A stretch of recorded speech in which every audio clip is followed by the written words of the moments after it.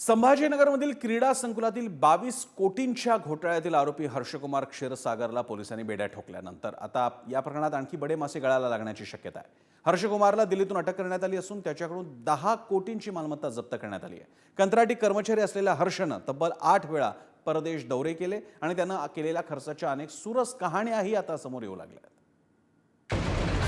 संभाजीनगर क्रीडा संकुलात 22 कोटींचा घोटाळा प्रकरणातील हाच तो प्रमुख आरोपी हर्षवर्धन क्षीरसागर।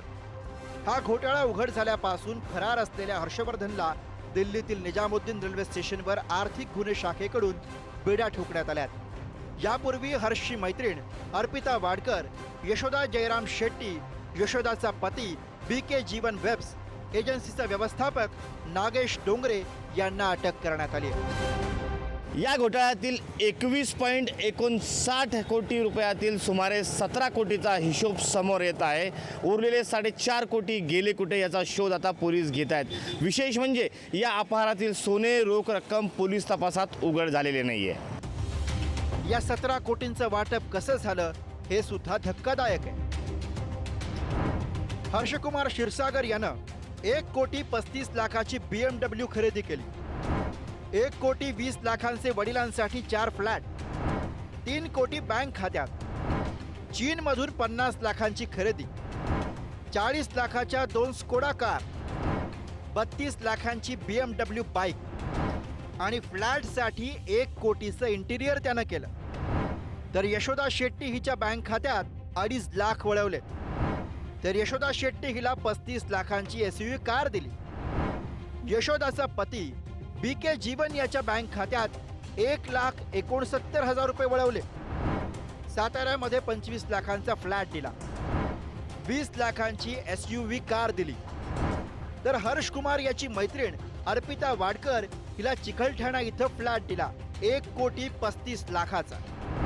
तर मुंबईमध्ये त्रिशूल विहार धाम इथं 1,05 लाखाचा फ्लॅट, गोकुलधाम इथे 50 लाखाचं दुकान, 1,44,000चा आयफोन दिला, 15 लाखाची स्कोडा कार, 1,09,000चा सॅमसंग फोल्ड दिला, 1,01,00,000 रुपये मैत्रिणीच्या 3 बँक खात्यांमध्ये वळवले।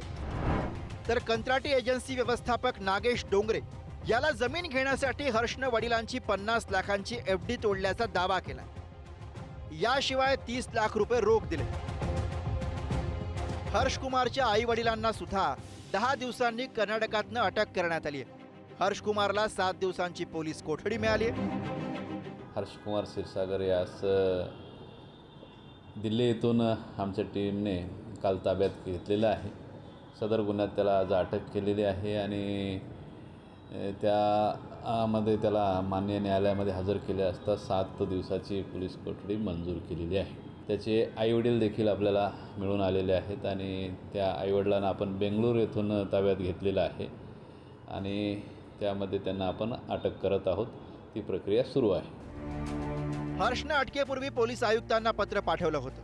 त्यात धाक दाखवून हे करण्यास भाग पाडल्याचा उल्लेख केला होता।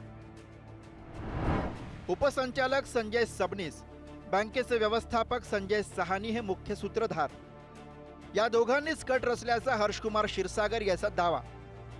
धाक दाखवून हे काम करण्यास भाग पाडल्याचं हर्षकुमारनं म्हटलंय। या प्रकरणात अजूनही काही प्रश्न अनुत्तरित आहेत। त्या प्रश्नांची उत्तरं मिळाल्यास मोठे मासे गळ्याला लागण्याची शक्यता आहे। हर्षकुमारनं बनावट मेल ID कसा आणि कुठल्या डिव्हाइसवर तयार केला, उपसंचालकांचे मूळ पत्र कुठून मिळवलं, मजकूर कुणी लिहिला, कंत्राटी कर्मचारी असताना सुद्धा समितीचे बँक ID आणि पासवर्ड कुणी दिले, ऑडिटमध्ये बँक स्टेटमेंट बदलून रिपोर्ट सादर करायला कुणी सांगितलं, या सर्व घोटाळ्यामध्ये कोण कोण सहभागी आहेत। घोटाळा केल्यानंतर कंत्राटी कामगार असलेल्या हर्षकुमारची लाईफस्टाईल 8 दिवसांमध्ये बदलली होती। या कालावधीमध्ये 1-2दा नाही तर तब्बल 8 वेळा हर्षकुमारनं परदेशवाऱ्या केल्या। पोलिसांपासून वाचण्यासाठी हर्षकुमार हा मालेगाव, हैदराबाद, दिल्ली असा प्रवास करत नैनितालला पळून जाण्याच्या प्रयत्नात होता। हर्षकुमार करत असलेला दावा आणि त्याची कृती यामध्ये सुद्धा विरोधाभास असल्याचं दिसतंय। आता चौकशीमध्ये या प्रकरणात आणखी कुणाकुणाची नावं समोर येतात हे पाहावं लागणार आहे।